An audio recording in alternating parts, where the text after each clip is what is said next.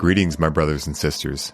Sending gratitude to all of you who are joining in today to accompany us down the rabbit hole of self-exploration through plant medicines. My name is Ryan Sprague, and I'm here to tell you that your frequency is now set and tuned to explore psychedelic medicines and the impact they've made among the countless psychonauts exploring the last true frontier. Buy a ticket and take the ride with me as we get true first-hand accounts of the experiences, benefits, risks, and transformations taking place within the ever-expanding world of psychedelic medicines on This One Time on Psychedelics.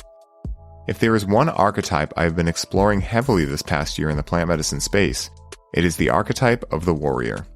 What I've come to realize is that this archetype is extremely vital to be able to tap into within this space, as, along with the typical ways in which we view this archetype as a society, this archetype allows for increased courage, willpower, and, paradoxically, vulnerability within the plant medicine space, and ultimately our lives as a whole. Today's guest on the show is someone who is no stranger to the archetype of the warrior, and is someone who, when I first met, I could tell had mastered the sometimes tricky balance within this archetype. When connecting with plant medicines within this archetype, it is crucial to have this balance, as without it, we can quickly find ourselves moving from having an experience into an ordeal. He is an MMA fighter, holding a professional record of 14 wins and 6 losses, is the host of the Red Hawk podcast and co-host of the Timbo Suga show, is a world-renowned trainer of MMA superstars such as Sugar Sean O'Malley, is the owner of TW BJJ MMA, Peoria, Arizona, and if all of this wasn't enough, is someone who is highly passionate about the benefits of conscious, responsible plant medicines consumption, which, as we will be exploring within this episode, has been a big asset in allowing him to find the balance within the archetype of the warrior and beyond. This is an episode that I am fired up to share with all of you, and is one that is sure to open your minds and hearts to what can happen when we enter our plant medicine experiences with courage, willpower, and vulnerability. So please, give me a big hand in welcoming my man Tim Welch onto the show. Thanks so much for having me on. Everyone on my podcast loved you. I think it's the highest viewed podcast for the Red Hawk one I have, and a lot of people got a lot of good things out of it. Dude, I had an absolute fucking blast coming in your show, man. Whenever you're down to do a round two, man, I can talk grow and cannabis stuff for hours. I love it. You know, Alex and I were just talking about we're chafing at the bit to put together the grow program. And as soon as we get that done, I'll send it over to you to have a look at and everything. But I'm super stoked to have you here, man. And, you know, of course, when we connected, we bonded over our love for cannabis. And you've had some other plant medicine experiences too that I'd love to get into. But one of the things I love to start with is, especially for someone like you, right, who's been in the physical fitness and fighting and all of these worlds where it's, you know, it's a strict lifestyle, right? Like there's not a lot of room for partying and doing these types of things if you want to be a champion. And so I'm curious for you, like, how did you first become interested in plant medicines? Did it happen right off the bat, or was it something that came later on in your life? Yeah, it came a little bit later on in my life. Like through high school and stuff, I always just it was engraved in my head, like any drugs or any drugs, especially the pot. You don't want to do that. Your life's just going to go in a negative direction if you do that. So that was engraved in me pretty heavily. But then in college, I took my first, like, I guess, weed hit, and I just was like, that's not really like I expected, but I do see how people could abuse it. And I do see how people could just smoke and get lazy. And I think for like high school kids that start at a pretty young age, I've seen that kids aren't as hungry, like athletically as hungry to work hard, aren't as motivated, younger kids doing it. But yeah, I probably started around 22, 23, 24, started regularly using it as a supplement to my training, and using it as a supplement just to my brain to be able to shut my brain off and really be able to have quality rest. Yeah, I mean, you spoke to so many amazing things there. You know, one of the things I've noticed with regards to cannabis is that, you know, there's kind of two sides of the coin where people are like, it's amazing, do it all the time, or it's the devil's lettuce, don't do it once, right? And there's a balance in there because, like you were saying, most people fail to understand that cannabis is feminine. And in that respect, right, it can create contentment. And if someone is looking to, like, you know, get places in life and they fail to realize that and they end up using too much cannabis, it can allow them to just be too content with where they're at, right? They need to have that hunger. And that's one of the things that especially for someone like yourself who's been driven since a very early age and has accomplished so much in life, it is that balance that one must find to be able to access that. And, one of the things that, I'm aware of with regards to the fighting space is that it is so valuable for recovery, for being able to have that off switch, because, and you can correct me if I'm wrong, but like, being a fighter is such a intense way of life that like to be able to like have the opposite end of that spectrum, the opposite end of that pole of polarity is so important, because otherwise you're just going to burn out. Right. Yeah, definitely. And even when you have a fight lined up, people don't realize it, but it's hard not to think about that fight every single like moment almost. And you can't really get it out of your mind, especially when you're fighting for most professional fights, or say you make 10,000 to show up and then 10,000 to win once you start getting up there a bit, but you make half your money if you don't win. And then after you go through severe injuries, like a broken jaw or a broken hand, or what can happen in these fights. So it's hard not to think too far in the future. I mean, when you have a fight booked, so the marijuana, you're able to smoke and just be present. It's almost just, to me, it's almost like a meditation hack. Be present, be thankful for the things I have, and not think about that future competition coming up, just giving them the mind a real break. Absolutely, man. I'm a firm believer that these plants were put on this earth to use. And yet with great power comes great responsibility. And that's why so many people end up abusing them. And then people think, oh, well, they're only able to be abused. And it's like, no, it takes great responsibility to be able to find that balance. And, my curiosity is, for most people who interact with plant medicine, specifically cannabis, but many others as well, there's experiences like you were talking about where you take your first hit and you're like, okay, this is different than I thought it was going to be. But then there's that experience that gives you like your first big download, aha moment, insight, right? Like that first pivotal PEAK peak experience. What did that look like for you? Do you remember the first time that you were like, whoa, I got something from that was definitely like surreal, esoteric, metaphysical, any of these things, or just like a really big realization that you got from that medicine or any others that you've interacted with? Marijuana, not so much as I did when I did 5 grams of mushrooms. I only did 5 grams of mushrooms one time. And that's when I really just, I mean, you've done psychedelics enough to be like, holy smokes, and just really make you kind of obviously realize what's important. And just it's just so hard to explain. On the podcast yesterday, I had Jared Cannonier on. He's one of the best middleweights in the world, and he talks about his DMT experience. I'm really excited to try that. I'm kind of scared, obviously. You get scared sometimes going into like a mushroom trip? Definitely. I think fear is healthy within the psychedelic space. Someone who tells me they're not scared at all is someone that I'm actually nervous to do plant medicines with, because those are the people that, like, if something challenging does come up, they lose their shit, right? And that is like a really challenging thing to be around, because especially if you're going there with them, like essentially sherping them, if you're there with them, say you're on 5 grams of mushrooms and they're like, I got this in the bag, there's going to be no thing, it's totally fine. And then they have like a really challenging experience, because at the end of the day, when you're interacting with a plant medicine, you're disintegrating from who and what, like your whole lease on life, on reality, everything. And so if someone doesn't have a healthy amount of fear in that, you don't want a paralyzing amount of fear, but you want a healthy amount of fear, because that healthy amount of fear will, if something does happen, you'll be more likely to be able to see it happening for you, to be able to like mention to someone and like be vulnerable and tell someone like, hey, there's something happening, I need some support. But it's the people that think there's nothing bad that could happen in that realm that are actually like the scariest ones to do plant medicines with, because I just get really nervous about it. You know what I mean? Because especially when you're talking about things like DMT, I mean, 5-MeO DMT, I think that's what that gentleman was talking about, right? 5-MeO DMT. It's not 100% sure, but yeah, he just said DMT. Yeah, either form of DMT. I mean, both are very intense. I've done both. 5-MeO DMT was extremely intense, and I've done it twice, and it's amazing. I mean, like it's all about having the right people that are guiding you, of course, and surrendering and being able to be vulnerable and say, hey, yeah, I'm a little scared about this, right? And they're going to walk you through it if they're good facilitators. But that experience, I mean, I'm a pretty seasoned psychedelic user, And that experience made everything else I've ever experienced look like child's play. It was like, whoa. That's crazy. Yeah. And it's actually funny. The gentleman who facilitates for me is big into MMA. He actually owns a gym. And, it's interesting how a lot of the people I see really enjoying 5-MeO are fighters. And I don't exactly know the link there, but I can imagine that it's because you guys live very intense lifestyles. And so for you, interacting with something like that, it still can be scary, but you're like, oh, I understand that type of intensity because I know that well. Does that make sense?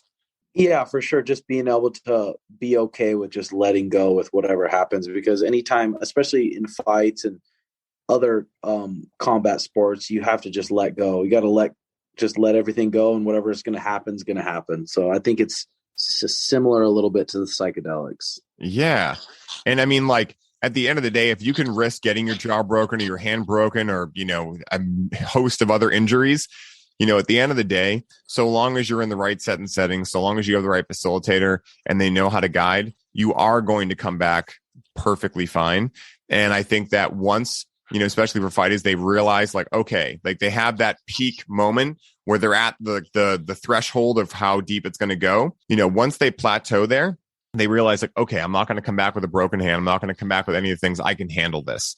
And I think that's one of the biggest reasons why I've seen fighters specifically enjoy psychedelics, because it's almost like it's the same rush without a lot of the same dangers and injuries that come along with it.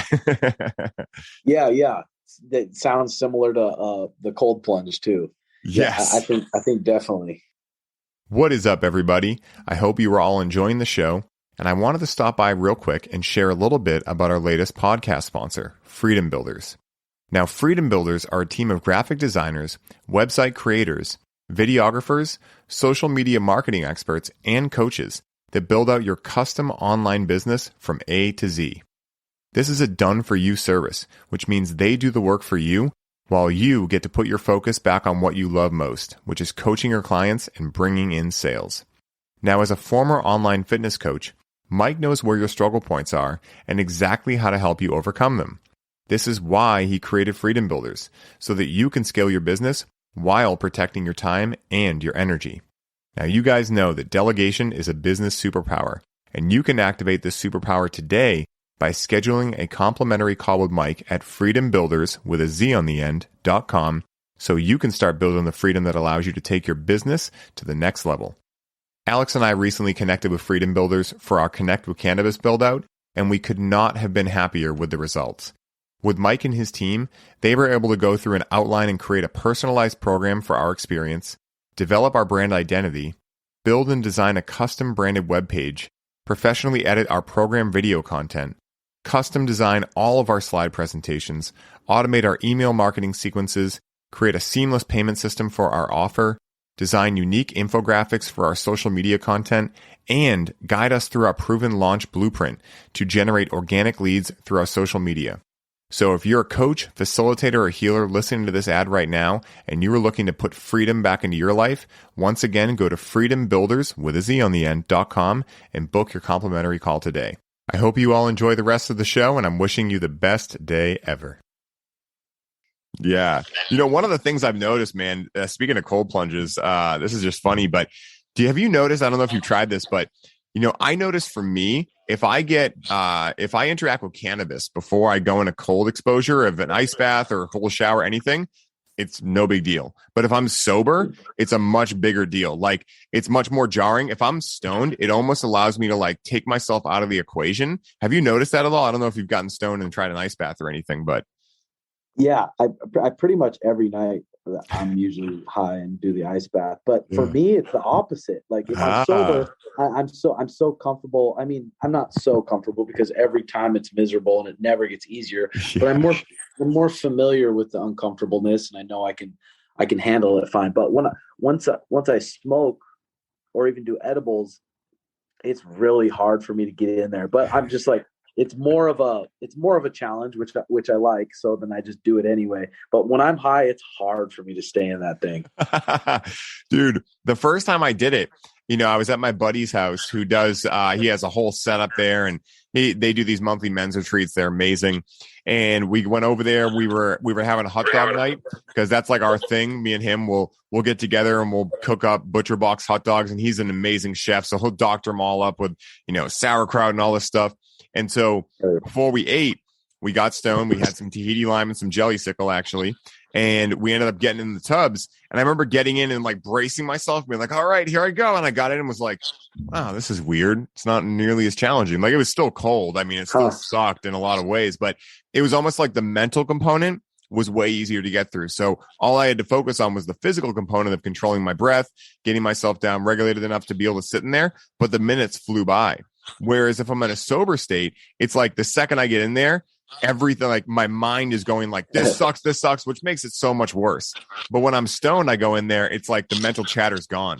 So it's so interesting to have that difference, Yeah, it is interesting because sometimes, I don't know, because sometimes I'll do the bong, sometimes I'll do the vaporizer, sometimes I'll do the edibles. And sometimes I have had it to where I'm high and I'm like, wow, I could stay in here for a long time and I'm super calm. So it's weird, but I always go back to what Paul Chek says, like everyone's as different inside as they are on the outside. So it's just, yeah, that's pretty cool though. Yeah. Have you experimented? I'm curious offhand. Have you experimented with, breath work? I think I might have brought this up with you when we were on your show or before we hit record, but have you experimented with breath work along with psychedelics of any sort as of yet? No, I haven't, but I keep telling Mariah that's definitely next time we decide to do psychedelics, we're going to do that because I bet you that's crazy. Dude, it literally changed my life, specifically with MDMA. It is the best button you will ever find. And for anyone listening, please be careful with this. It's definitely like you can, even on MDMA, you can go to a point where like, because the more rounds you do, it goes deeper and deeper and deeper. And there's a point where you're like, I don't even know if I want to go any deeper on this. Like it almost goes to a point where like you completely factory reset and you forget you're a human. I mean, it goes pretty damn deep. But on psilocybin, it's literally a 5-MeO DMT experience where you just legitimately white out for a period of 1 to 3 seconds.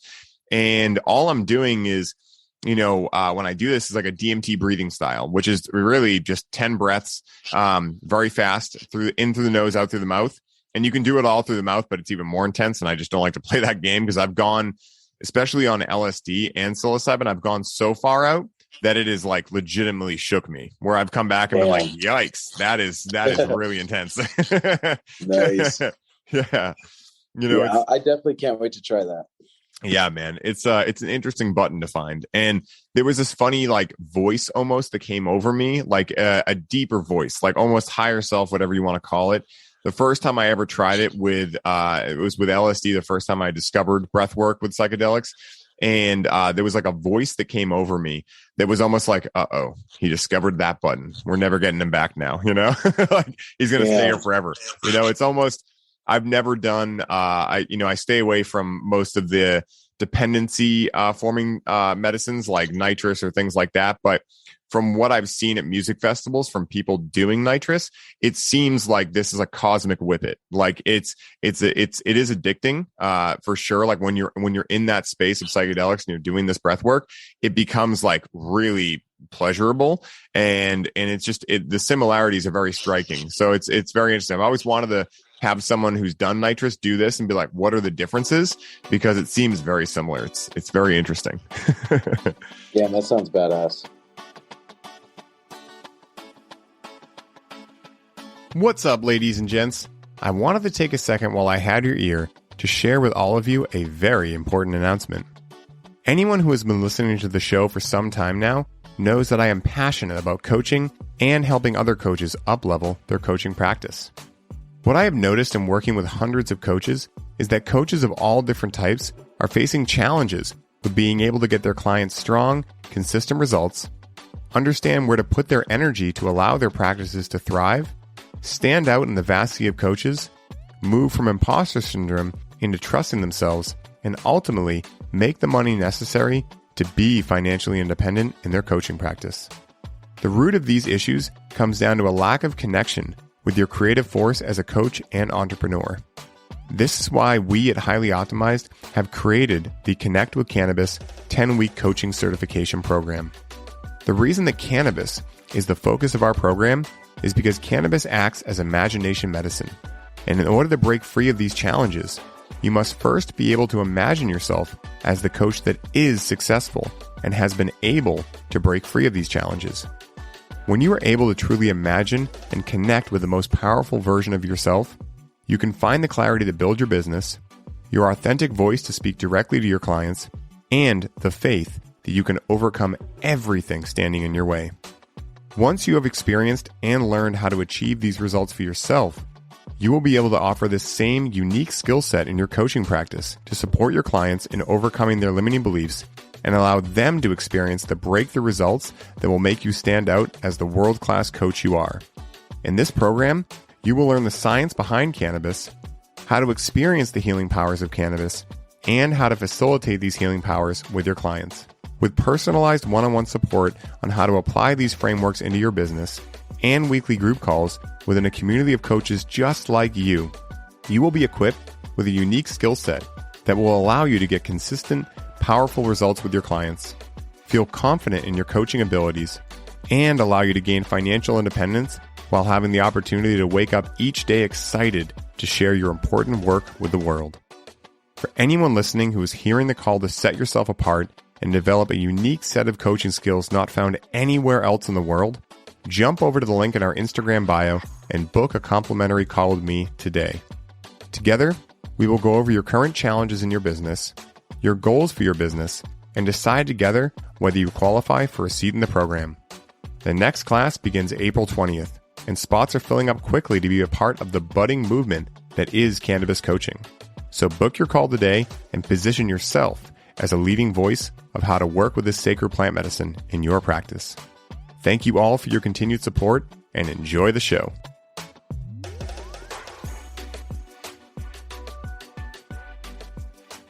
You know, one of the things I'm curious on for you is with regards to, you're obviously someone who is no stranger to, a strict lifestyle and being able to keep your diet in order and all these things. And yet you're someone who loves interacting with plants like cannabis.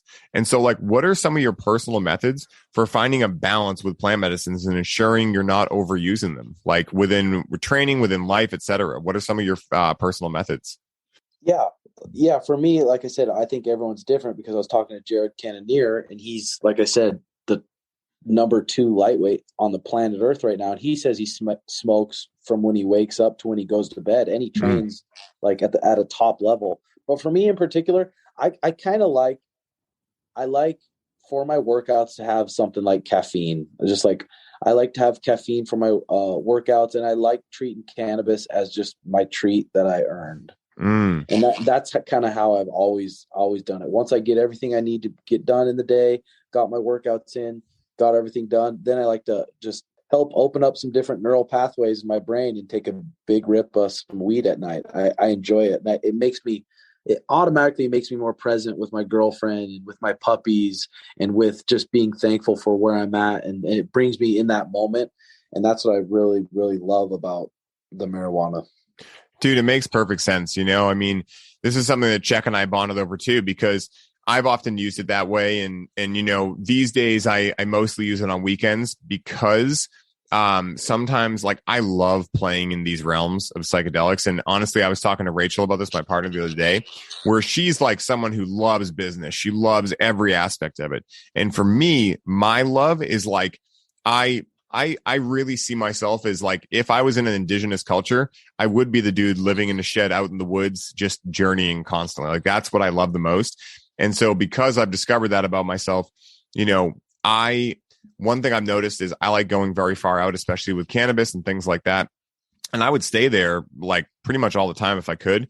And so I like to interact on the weekends so I can go deeper because I like to go full in when I do it. But you're 100% right, and that's what I teach and connect with cannabis. And what I tell everyone when they ask me about balance, I think I said it in your show too, is everyone's different, right? Like you were saying, I've met people that literally can smoke from the second they wake up to the second they go to bed, and they'll run circles around most people in terms of productivity and things like that.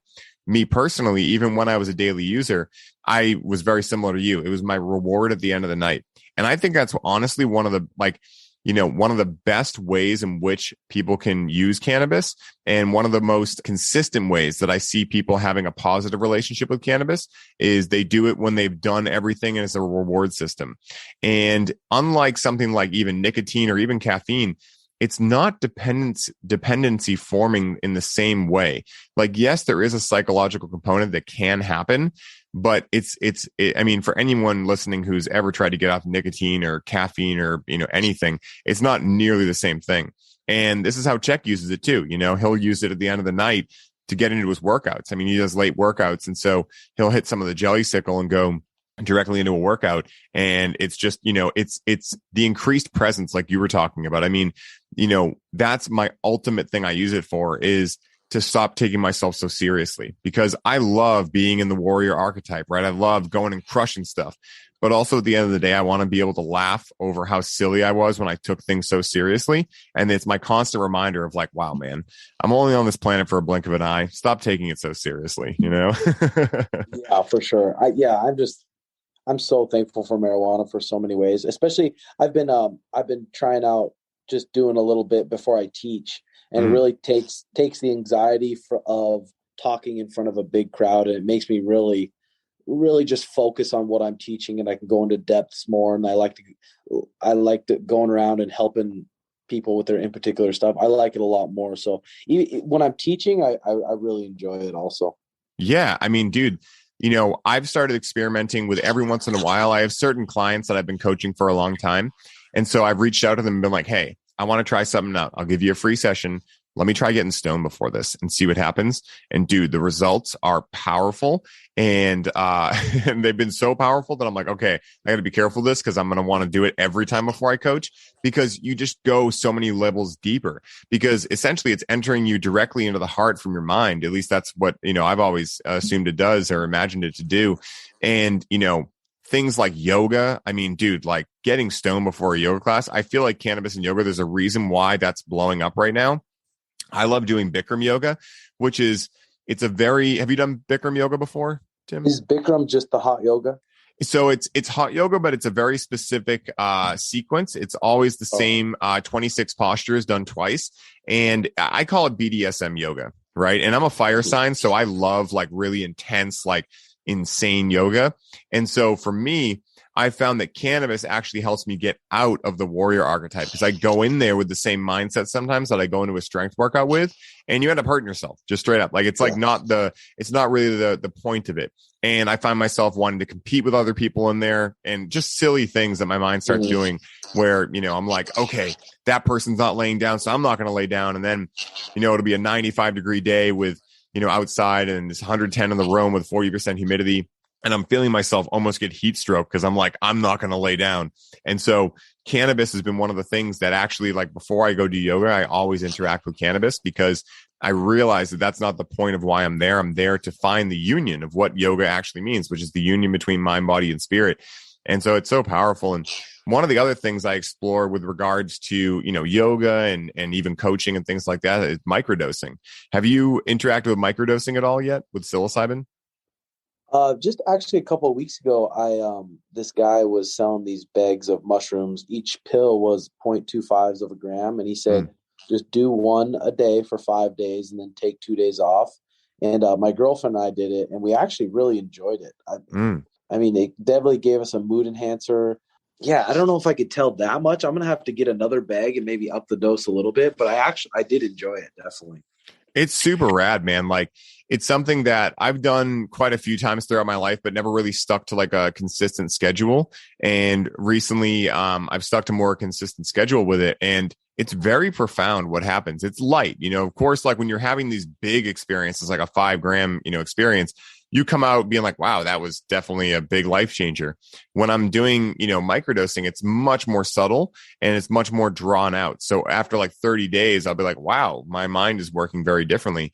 But it is so fun, especially before I go do yoga, interacting with a microdose, and then, taking a couple hits of cannabis before I walk into the studio, and I'm just in my own world in there, and I'm connected to my breath. I'm connected to my soul. I'm connected to all these aspects of me that, it really, it brings out so much color into my life doing it that way. It looks like the mural behind you, That's what I look like when I go in there.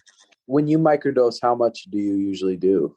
Yeah. So the gentleman that I was able to get some from, I believe they're 0.2, and he combines them with niacin and lion's mane. And so the niacin gives you that like flushy feeling where you get kind of like hot, and I actually like it a lot. It kind of gives me the same feeling I get when I work out.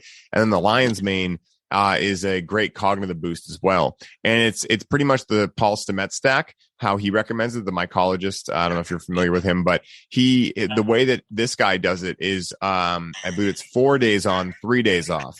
And the way I've done it in the past is 5 on, 2 off. And I don't know if it really matters either way, but yeah, I've noticed some really interesting effects from it for sure. Yeah, it's definitely something I want to keep messing around with and stuff. I haven't really done any more than 0.25 before training, but I definitely want to try maybe a half a gram before training jiu-jitsu, and just kind of see how my decision making is then, because in jiu-jitsu you got to make a lot of decisions and be very smart and tactical. Yes. And who knows, it could help with that. You know, actually, it's funny you mentioned that, man. My trainer for Muay Thai, he loves doing microdoses before Muay Thai, and he also does jits as well. I don't train jits with him, so I haven't asked him like specifically about that, but I know he's done it quite a few times before Muay Thai. And we always start the session off with a round of breath work that combines some nitric oxide breathing with some CO2 retention, and then a Wim Hof session at the end. And he has some pretty profound effects. And you know, it makes sense because, you know, for me, what I've noticed is no matter what I'm getting into, and cannabis works a very similar way. They're actually very synonymous in my experience. But, you know, what they do is they just increase presence like to an unreal degree, and they put you directly into that flow. And, you know, for a long time, you know, when I come down from a bigger mushroom experience and I'm like on the come down, my body feels so elasticy and cool. And so I'm curious now. I'm like, oh, maybe I'll do a microdose before my next Muay Thai session and see what happens. I think there's something really powerful there for sure.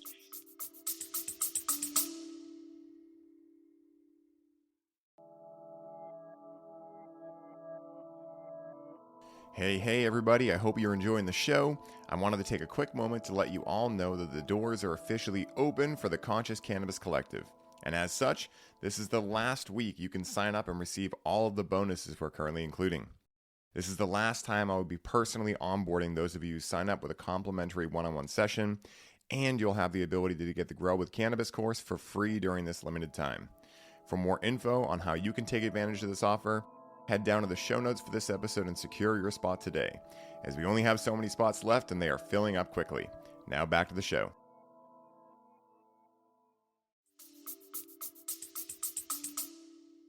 Yeah, I've heard a lot of guys talk about it and say and talk about how they feel like they could see something coming before the person even threw it. So yeah, you might like it.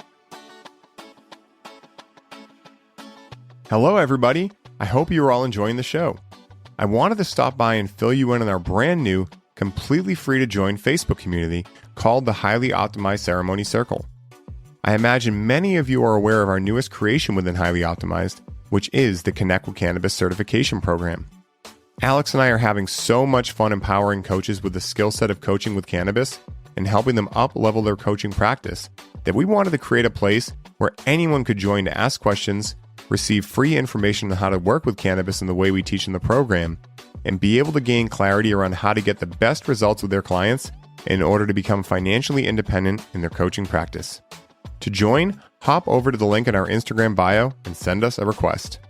It is our intention to assist as many coaches, facilitators, and healers as possible in the important work they are doing in the world. And if you are looking to join a community of like-minded individuals just like you, who are passionate about helping their clients achieve the highest quality of life possible, the Highly Optimized Ceremony Circle is for you. I am looking forward to speaking with all of you in the group, and as always, enjoy the show. You know, one of the things I'm curious on, especially having you here, right? Because this is something that I've become aware of is, you know, whether it's Nate Diaz, whether it's you guys, like people in the you know world of MMA are really getting into psychedelics, cannabis, etc. I know we touched a little bit on this earlier when we were talking about it, but what do you think's going on there? Like, why do you think, you know, so many fighters specifically are starting to like really come on board with these types of things? Do you think it's that like off switch we were talking earlier? Do you think is more there? What do you think's going on? I think the more I don't know, the more research that's done, because before people will be like, oh, it's going to mess your lungs up. You're going to get tired if you smoke weed. But now they're realizing like, oh, maybe it could help improve your lungs. And definitely, I think people are caring more about their brain health the more research comes out, and seeing the benefits from that. Mm. And I think people are just maybe slowly starting to become a little bit more open-minded about it. Yeah, 100%. I mean, I've noticed even since, especially with cannabis, when I first got into the world of cannabis, it was like, 2009, 2010. And over here in Boston, it was a very different thing. Now in 2022, there's recreational shops everywhere. I worked at the dispensary for 5 years, and every single person, every single type of person, from the librarian to the elderly person, to the lawyer, to the doctor, to the fighter, to everyone is interacting with cannabis. And I really do feel that stigma is lifting, albeit slowly, but I mean, so much faster than in the past. I mean, think about how long we were in, like, essentially the dark ages, with psychedelics, and in a very short amount of time, with regards to how long it's been in that dark ages, things really are starting to take a turn for the better. And it's a super exciting time to be alive. I say it all the time. I'm so stoked that I'm living in this day and age, because I don't know how I would have fared if I grew up in the 40s and 50s, Yeah. Or even the 90s, right? Or Yeah. 90s, it was looked at real bad. I know. I love more than anything seeing an adult that was super close-minded about it, or anyone that was super close-minded about it, do it and just be like, wow, I had the biggest misconception about that. Yeah. And I think a lot of people, they like, oh yeah, maybe in high school I did that when I was a young punk, but like in their mindsets now, being an older, mature person, have a different outlook on life, and then trying it, I think it opens a lot of people's mind up good. Well, it makes sense too, because, one of the things I've learned about life is that we spend half of our life growing up to be an adult, and then the rest of our life trying to go back to being a child, because we realized that we were essentially sold a lie. And I think for a lot of baby boomers specifically, working in the dispensary, it was so amazing. This is like how it would work. They'd come in and say, yeah, I don't really want to be here, but my doctor said this might help. Right. And then by their fifth visit, they're coming in like, hey, what's up, so-and-so? What's up, so-and-so? Yeah, you got more of that Gorilla Glue? That shit was amazing. Oh, I went home last night. I gardened. I watched sports. It was amazing. What do you guys got coming down the pipeline? And now they're totally in on it. And I had this whole theory where I'm like, what a lot of the baby boomers need more than anything, and this goes for anyone, but we'll call it that generation, is they need a good hobby, and they need to feel like they belong somewhere. And especially when people are retiring, because when we were at the dispensary, the main age bracket was like 55 to 65 was like the main age bracket that would come in. And so these people, they're retiring, they're getting close to retiring. They've lost a lot of their friend network, because, if you ask men over the age of 40, they have on average 0 people to call on if shit gets rough. And women have their own statistics too. Women are statistically better at having friends as they get older, but men specifically, they would come into this place really scared, like, I don't know, I'm dealing with arthritis or whatever it is. And eventually they would start to gain a hobby, and they would start to learn about this thing, and they would be able to come somewhere and talk to people. And then they would meet friends in there, and then they'd be hanging out with friends. And I think that's one of the biggest like arguments that I have for cannabis, is that, no one's going to be here forever. So even if we found out objectively that cannabis was, it was going to decrease your lung health, whatever. It's like, listen, what's the risk reward ratio here, right? If your lung capacity decreases by 1 or 2%, which doesn't even happen, but even if we were going to say some decrease like that happened, but someone's going to be able to have a higher quality of life, have more connection with themselves, the people they love, and the world around them. It's like, I would take that bet any single day, so powerful. Yeah, for sure. If once in a while something's a little bit toxic for your body, but it's going to give you good memories with your friends and family, I feel like the trade-off's worth it. But yeah, definitely with older people that retire, it's engraved in their mind so long to just get up and work, get up and work, get up and work. And then they retire, and then all of a sudden they have nothing to do, don't even know how to live with themselves. But I bet for those people, some marijuana would really benefit their life. Dude, it was the coolest like flip of a switch, where, like I was saying, like the first time they're anxious, they're kind of like worried, and they come in and they meet all these inviting people. And then by like the 5th or 6th time, they're just one of the community, right? Like it's almost like Cheers, where everyone knows your name. You come in, and that was what was really cool about our dispensary. And, there's a lot of dispensaries out there that do this, but it's such an inviting atmosphere, as opposed to like a bar where, again, I have nothing necessarily against alcohol. It's not my thing. I just never really agreed with me. But when you go into a bar, there's a lot of darkness in there, like a lot of darkness. You can feel a lot of people running away from stuff.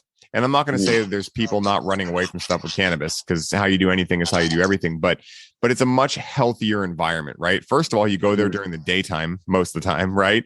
There's not like, even in social consumption lounges, like out in Vegas and stuff, it's just so much fun. People are laughing, people are having a blast, and just, it's a different energy, and it's hard to put into words because it's a quality, not really a quantity that I can actually put a quantitative measure on, but there's a different quality there. And, essentially, like, what I always think about is like, what's the energy of like Johnny Cash versus Bob Marley? Like, I think that's what we're talking about, and it's like, for me, the people that, interact with cannabis responsibly are some of the most powerful people I've ever come into contact with.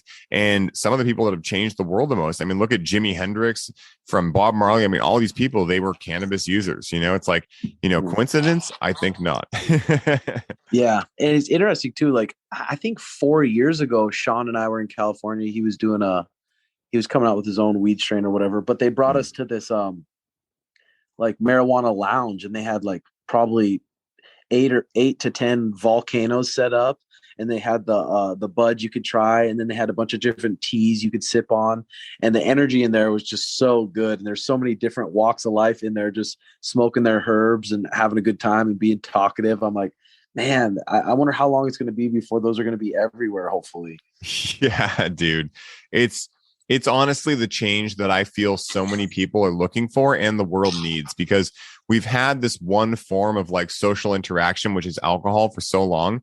And again, like, not to diss alcohol, but it's such a shitty method of intoxication, because you got to like pound your body full of like carbonated liquid. It's usually grown with GMO, grains and things like this, versus cannabis. Yes, you might be smoking, vaping, whatever. Of course, I always recommend vaping, but it's such a happier atmosphere. And it's frustrating that, especially out here, we have the license type like in our legalization plan for social consumption lounges, but there's so much black and white tape or whatever, like so much yellow tape around getting the actual license out there. And it's so silly. It's like, guys, cut the bullshit, like, let's just make it happen. It's all this red tape shit that just, puts stuff way behind where it should be. Yeah. The alcohol is, especially the more in tune you get with your body, I think, and the more you eat organic and actually care what goes in your body. And then you go out and drink one night, you realize like, holy fuck, this is really fucking me up. And not just for a day or 2 days, it's in me for 3-4 days and I can't get it out. And that's why I feel bad talking about like drugs and stuff, but I have a person who has some really pure quality MDMA. And when we go out to the club, I like to take half a Molly pill and then drink some water and just hang out, have a good time. I wake up and I don't even have a hangover because it was only half a Molly pill. But you tell people that, the average person, they're like, what? That's fucking crack. Yeah. But I'm like, the alcohol is fucking you up way worse. It has to be fucking you up way worse than a little bit of pure MDMA is. Yeah, 100%. And, it's funny too, because the first time I ever interacted with MDMA, it wasn't until I was 23, because I believed all of the stuff. It's going to put holes in your brain and all of this stuff. And this is, again, God, I'm talking 8 years ago now. So like the research from MAPS wasn't out yet, it's so great that's out now, because we can actually, like, when people like you and I are talking about these things, we can point people towards legitimate research that is from science-backed organizations like MAPS, like Johns Hopkins, et cetera, that are prestigious in nature. And, I remember the first time I went to a music festival, and I knew that my friends and I, we wanted to try it out. And we found a clean source. We did it. And I remember thinking the whole time, like, this is amazing, but I'm going to feel like shit tomorrow. Right. Cause that's what everyone said. And I went back to my hotel room, got in at like 6 a.m, was like, oh, am I going to be able to sleep? Literally, the last thing I remember is putting my head on the pillow, woke up like 10 hours later, feeling amazing, had no hangover, went and ate tons of food, which you can't do after being really hungover. I mean, everything is just nauseating. I felt amazing. I didn't have any come down effects. And of course, there is like a line, right? Like you can't just go crazy with it. Like you were saying, like you're doing a responsible size dose. And I think, again, we talk about that great power comes great responsibility. If you're going to be someone who interacts with these things, know your body, make safe decisions, do not mix with alcohol, things like that. And if you do, you're going to have more than likely a really pleasant experience. This isn't doctor advice, but at the same time, from my own experience, that's been exactly what it is. And also, along with that, you're going to have, specifically with MDMA, you're going to have one of the most jaw-dropping connection opportunities of your life, where you're going to feel what it feels to live completely heart open as a child does again. And like, especially doing it with your romantic partner. I mean, Rachel and I have grown unbelievably close, just having heart to hearts. And I think that's one of the funniest things, is that MDMA specifically is known as like this party drug or this club drug. And in my experience, my favorite times interacting with MDMA have been like around a fire, where I'm just like talking to my best friends and just like being super vulnerable because I have no guard up. And you learn things about people you've even known most of your life that you might have never known otherwise, because we walk around, whether we know it or not, unconsciously with these guards up. And when we can take those down and realize like, wow, stop taking yourself so seriously. Like, life is so beautiful. It can be such a healing experience. And I think that's why we're seeing so much research coming out. I mean, phase 3 trials of MDMA came out with, I might get these results a little bit wrong, but something like a 90% curing rate for PTSD, not treating, curing. Like, you walk in with PTSD and you walk out without it. Like, that's insane. Like, yeah, it's just so wild. Yeah. Especially with the MDMA with your partner, it's just like you do connect on a whole different level. And everyone says like, oh, you can't have sex after you do that, and then you can't have sex after. I'm like, well, it kind of even transferred over to the next time we did it. The next time we did it, that kind of feeling came about. Yeah. But yeah. If you want to connect with your partner, that's a fucking good way to do it for sure, dude. Yeah. And that's what I feel like a lot of the higher ups, though, they know what these mushrooms and this Molly, they know how good it is for people. That's why I feel like they want to keep it under wraps so we can keep people in the hospitals and shit. Oh, 100%. And also, it's really hard to convince someone they need a new car, or they need to keep up with the Joneses or any of these things, or, buy expensive clothing or whatever. When someone has an experience, but they're like, wow, as long as I have the people I love around me, that's all I ever need. Like, I can live in a shack in the woods. Like, you know what I mean? It's extremely damaging for the whole like consumerism and capitalism point of view. And it's not to diss any of that. Like, hey, I love nice stuff. I love doing that. But realizing you don't need that to be who you are, right? That's a very big shift. You can like to have that, but it's not a necessity to feel or receive love, or to feel like you deserve love. Like, that is such a healing thing to realize, that you are 100% perfect the way you are. And there's nothing you can do or nothing you have to do to be deserving of love. Like, I think that's one of the most healing lessons I've learned from MDMA specifically. And, with LSD, for instance, like, I never knew I could laugh that hard. I never knew that I could laugh that hard over nothing. And that unlocked a whole new level of comedy for me about life, where I literally realized, like, I actually was able to take, this statement from a knowing to a realization, which was like, stop taking yourself so seriously. No one gets out alive. That was a knowing before that I knew, but then I was able to actually have the direct experience and quote unquote realize it on LSD. So it's like these types of things can unlock generations of trauma, like ancestral trauma. We hear all these things. And what that is it's that if someone in our lineage has had a traumatic experience, that gets stored in our DNA. And we each have an opportunity to stop that ancestral trauma and to heal it once and for all. And then when we have children, we don't pass that on. And these medicines can be one of the best ways to do that when used consciously, responsibly, etc. And it's not that, I tell people all the time, like, it's not that you can't have a healing experience in a club on MDMA, right? You can. What I've found is that, if you want to like almost have a plug and play, like, yes, you're going to have a healing experience, that's the argument for having a facilitator or something like that. Of course, when you're looking at medicines like ayahuasca or something like that, or DMT or something, I always recommend having a facilitator, because you never know what might happen. With MDMA, I jokingly say you could go to a funeral and have a blast. It's pretty plug and play. You just want to make sure you're making safe decisions surrounding the habits you're doing with diet, and then, no alcohol, things like that. So with like DMT and the facilitator, you mean someone that's just kind of watching over you, or someone who's doing it with you? Yeah, I would say someone who's watching over you, Oh, because like someone who understands, because like for me, when I've done DMT, what guides me the most is sound. And so when I've done DMT, specifically 5-MeO, the facilitator I've done it with, he has a woman who works with him who is amazing. She's so gifted and she plays sound bowls. And at first, like, for anyone listening, I'm sure not people listening to this podcast, but like, you could be like, oh, sound bowls, whatever, hippie stuff, whatever. Yeah. But, Tesla said, if you want to understand the universe, think in terms of sound and frequency. And again, that's like a knowing, like I knew that quote existed and I knew I'm like, Tesla's a smart guy. He must be talking about something. But when I hit that pen and I went so far out and all of a sudden this sound was all I could hear and it was literally guiding me, I realized like, oh my God, Tesla was right. That was the last thing my ego could actually put into words before I dissolved into nothing, was Tesla was right. And I have no idea what that actually means. I just know I experienced it and it was powerful as hell, dude. that's really cool. So with those DMT pens, do they come like, what is it? Is it like a powder or? So from what I understand, it's probably similar to cannabis vaporizer pen where they're using some type of emulsifier. I'm not exactly sure what they're using, whether it's like propylene glycol. I don't know if they can use vegetable glycerin for DMT. I imagine it's something like propylene glycol where they're dissolving like a crystal of DMT into that. And in my experience, I've hit some DMT pens in the past that basically like, they just felt unhealthy. Like what solvent are they using in here? The individual I used these pens with, it was like the cleanest experience ever. And what I loved about it was there was a system where he had different strengths. And so you slowly went up.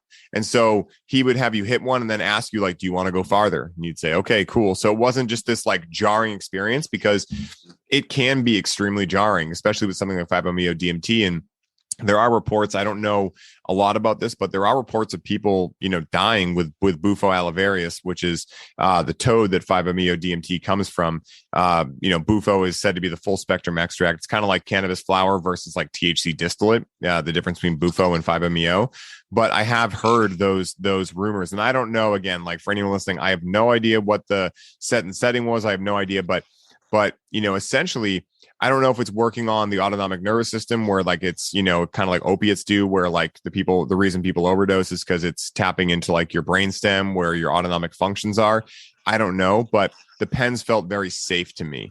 And that was also what helped me feel very secure and going deeper, because, you are disintegrating and, taking a step away from your normal lease on reality. And, I've done enough psychedelics where I knew I was going to come back and I knew I was in very trusted hands. But like we were talking about at the beginning, it's important to have that healthy dose of fear, because it keeps you, the medicine I found is much less likely to check you if you have a healthy dose of fear. It's when you go into it very egotistically, like, oh, I got this. This is nothing. That like, again, I get scared around those people. I'm like, yikes, I don't want to have to pull you back, Yeah, for sure. For sure. I'm curious for you, like, have there been any like pivotal lessons you've learned when you've been interacting with any type of plant medicine, whether that be MDMAs, cannabis, psilocybin? Have there been any like pivotal lessons you've come back with? I mean, for me with the mushrooms, it's just kind of the cliche that everyone kind of learns, just how important nature is and how the trees have life and all the ground and everything is like a life form, and how you just want to be nice to animals. And like, ever since then, it's just so hard for me to just kill and smash a bug and just, I don't know, it makes you just care for everything way more, the important things. Yeah, dude, you said that perfectly.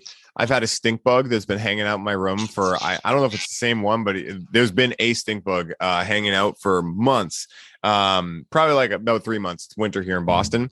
And I swear, like, it's so hard for me to kill anything these days.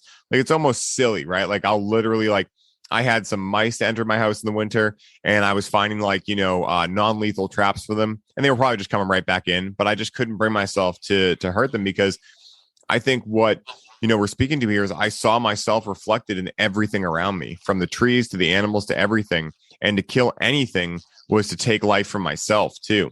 And, it's also like, the reason why I am a meat eater. And so the reason why I go so far out of my way to ensure that like the companies I'm buying meat from, that animal lived a perfectly healthy life, and a full life, is because of those experiences. It's not just health and quantifiable things of like, oh, this meat's better for you.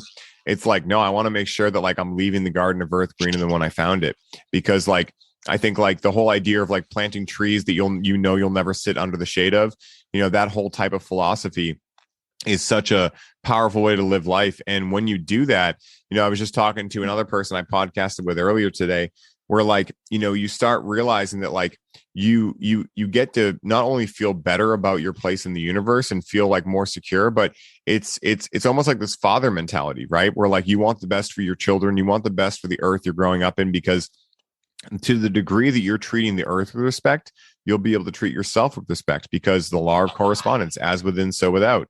The Hermetic principles are such a powerful thing when you start tapping into them, because you start realizing that like, yeah, no wonder the planet right now is in the way or the people on the planet are struggling right now, because a lot of people are taking from the planet, and love is a two-part equation. It's giving and receiving. And so people are, taking and receiving so much, but they're not giving a lot back. And, that's been such a powerful lesson for me is, being able to, yes, take something, but also balance that out by giving something back. And that's the whole idea of like, when I'm interacting with cannabis, and especially like my plants, I'm giving them offerings of tobacco, I'm constantly giving them everything they need. And I believe, right, I don't know this quantifiably, but I believe that they feel that. And that's why like the cannabis I grow it has a different frequency, because they feel safe around me, like they know that I'm not growing them for, monetary gain or something ridiculous like that. I'm growing them because I'm looking for a medicine that's going to help me. And I think when we can approach life in general in that way, for me personally, I can speak to my own personal experience. It's given me such a better lease on life. And that's all that really matters. If it works for me, I don't care if someone can prove it in the lab. If it works for me and it doesn't hurt anyone else, I'm going to do it.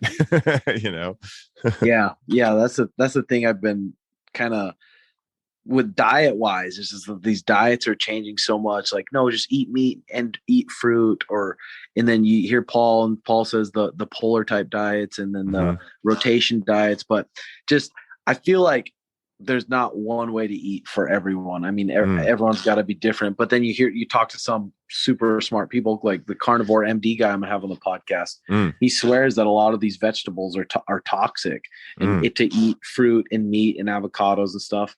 But one thing, going back to the mushrooms, I have this friend named Henry Corrales. He's a very high level fighter in Bellator, and he says he uses those mushrooms before fight camps, and he channels a different kind of energy. It's not that nice energy. He channels the energy that he's going to go like to war, whoop this guy's ass and go to war. And I'm like, damn, I didn't even think that you could do that on something like that. Which is interesting. So I'm going to have him on and talk to him about those experiences.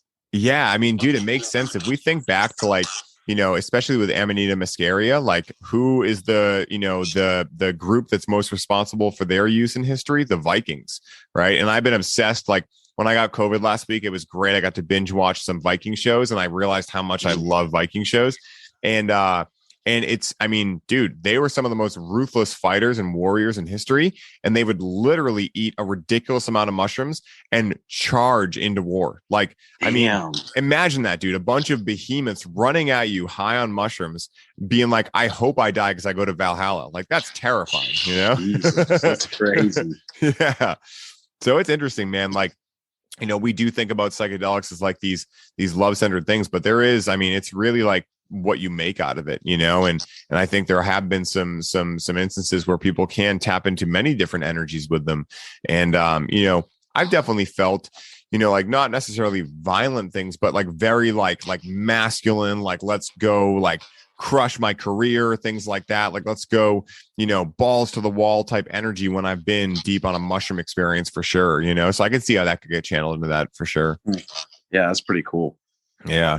What would you say, as we start to wrap up here, like one of the things I love to dive into people with is, what is your most joyful or memorable experience you've had with any psychedelic, right? And this could be like something that's happened over time. Like, I love going home and interacting with cannabis each night, spending time with my partner, or it could be like a one peak experience that was like, wow, so joyful, memorable? I was laughing a lot. What comes to mind and hard for you?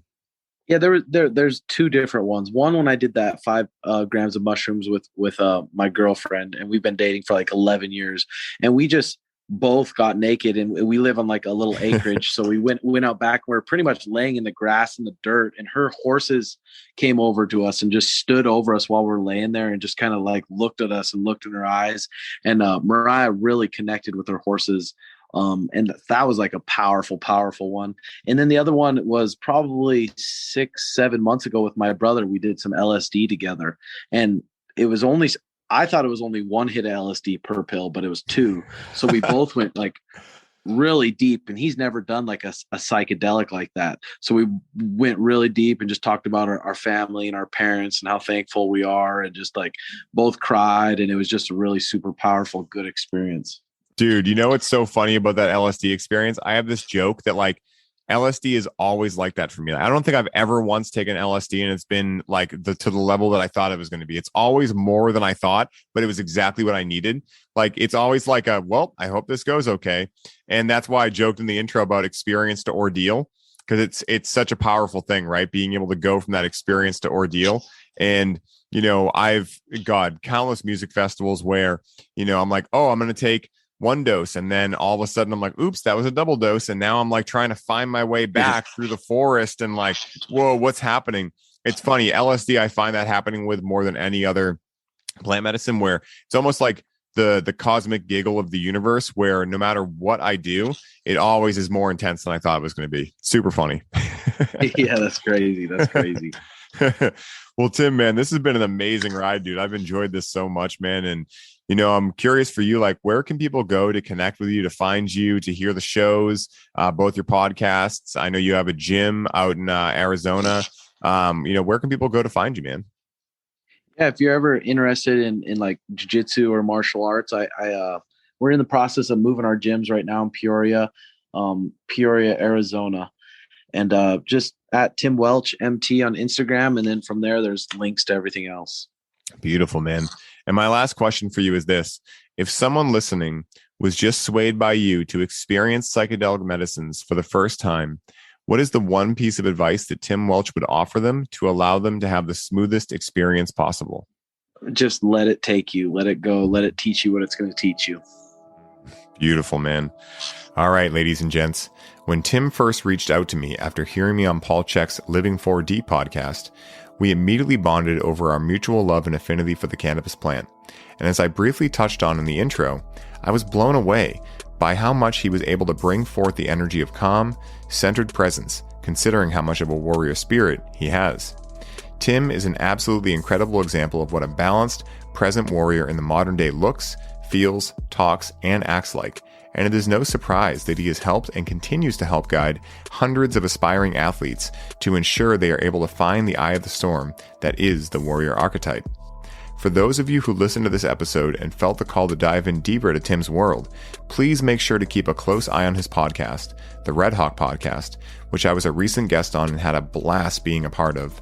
His podcast he co-hosts with Sugar Sean O'Malley, The Timbo Suga Show. And if you live in Arizona and are looking to be trained by Tim and his elite trainers, be sure to check out his gym, TW BJJ